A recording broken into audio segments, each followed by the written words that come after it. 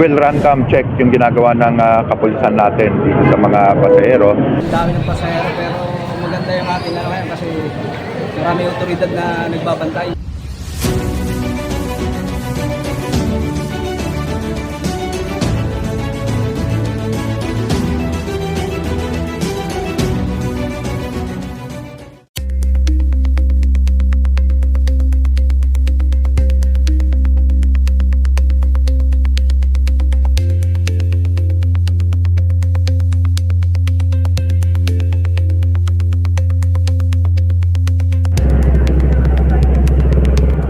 Ang dami ng pasahero pero maganda yung ating ano ngayon kasi marami otoridad na nagbabantay.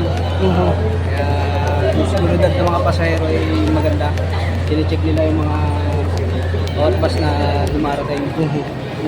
May mga HPG din tayo na andyan na nagbabantay sa traffic. Tuloy-tuloy yung checkpoint na ginagawa natin. Hindi naman ito, kahit na hindi naman ito Semana Santa, no? Meron naman tayong mga checkpoint. No? Dinagdagan lang natin yung mga tao natin na mamasyal dito sa mga terminals and yung sabi ko kanina, yung mga tourist destination and yung mga churches natin, mga simbahan. Well, random check yung ginagawa ng kapulisan natin dito sa mga pasahero dahil nakita naman natin ngayon makikita niyo yung volume ng mga passengers is simula pa lang ito hanggang mamayang gabi sigurado dadagsa pa yung mga tao. All throughout the Semana Santa magkaroon po kami, roronda po kami para malaman yung mga traffic na situations sa iba't ibang lugar po sa Calabarzon. Wala pa po noong Lunes.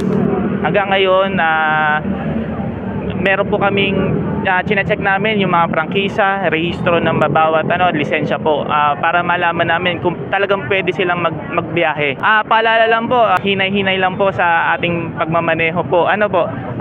Dahil medyo traffic talaga ngayon at maraming iiwasan na lang po natin at pasensya. Haba na lang po ng PC para makapagbiyahe tayo ng ligtas at matiwasay. Yun po.